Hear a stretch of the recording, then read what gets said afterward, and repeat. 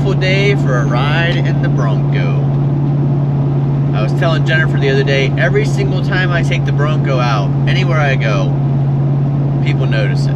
It's just one of those classic vehicles that people take notice of when they see it at the gas station, which I do stop at the gas station a lot in this vehicle. Not the best gas mileage, but it's got that nice 351 Windsor V8 rumble to it with the Bassani stainless steel exhaust system, Bassani headers.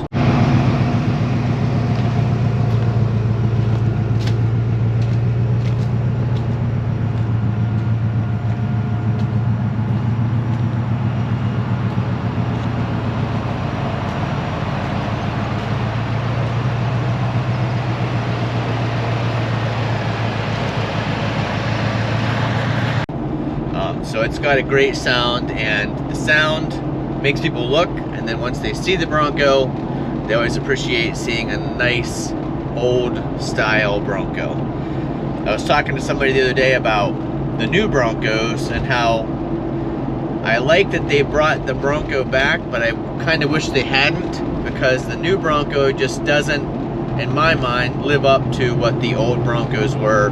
Whether that's the old Broncos of the 60s, which were the smaller body style, or the big Broncos of the late 70s up until 1996, like this one.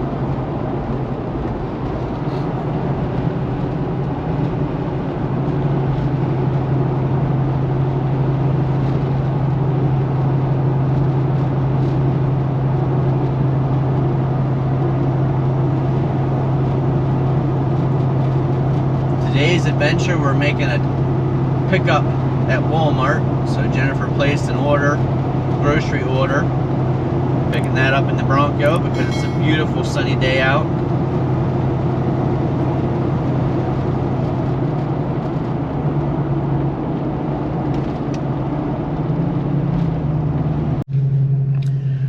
There's a truck similar to ours, gas powered. No idea whether it's the 7.3 liter or not, but it is a gas powered, looks like a 2022 F250 crew cab short bed. And then beside it there is a Chevy truck.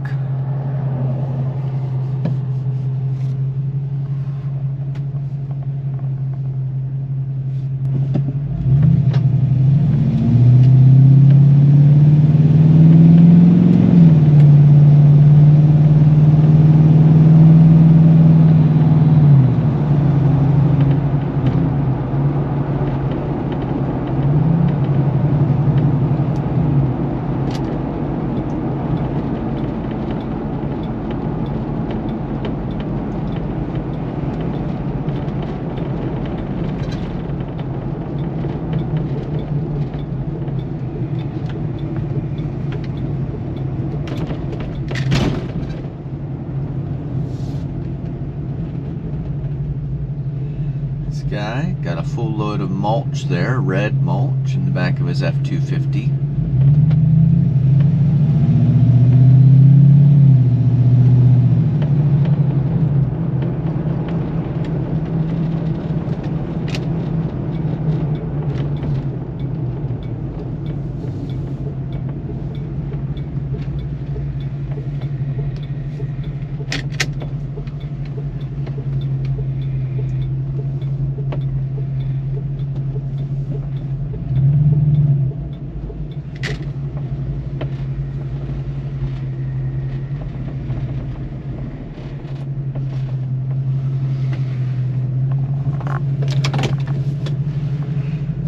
One of the cool things about these old Broncos, switch right here, puts the back window down. Alright, grocery pickup completed. It's all in the back of the Bronco.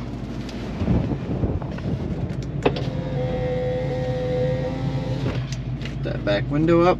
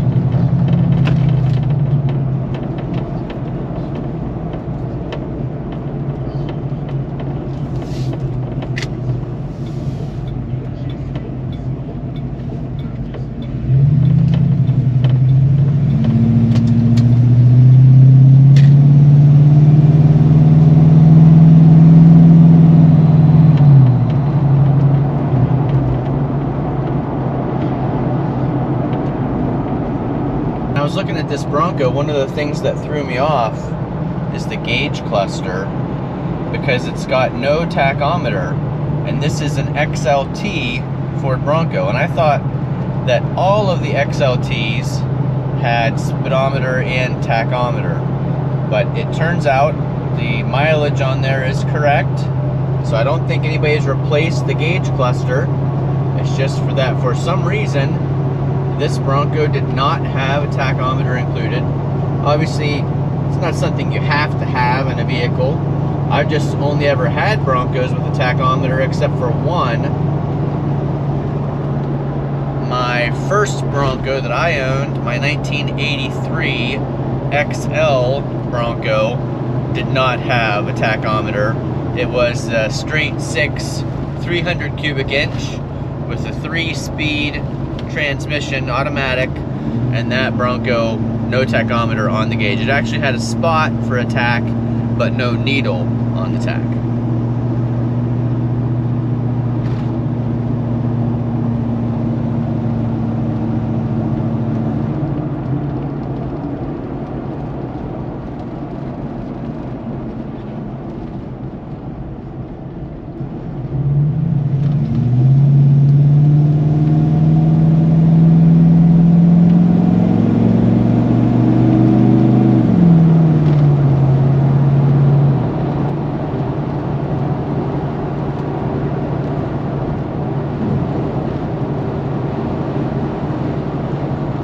Hopefully you enjoyed this quick little ride along with me in our 1995 Ford Bronco XLT. Very unique color pattern that I hadn't seen before finding this one for sale.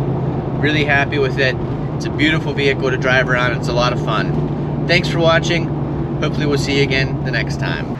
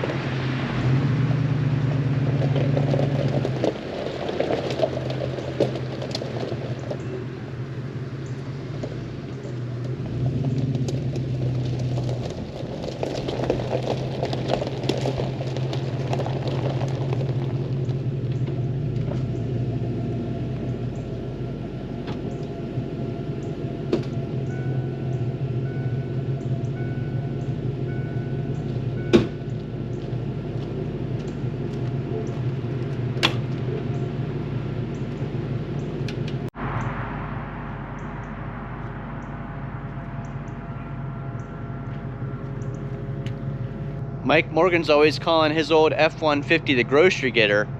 Maybe this Bronco is a real grocery getter. Of all the Broncos I've owned, this Bronco is the first one that's had a mat in the back, rubber mat. It's the first one that's had spare tire inside rather than outside. I'm still not sure yet whether I like that or not. And it's the first one that still had the torsion spring intact inside the tailgate, which makes it much easier to close.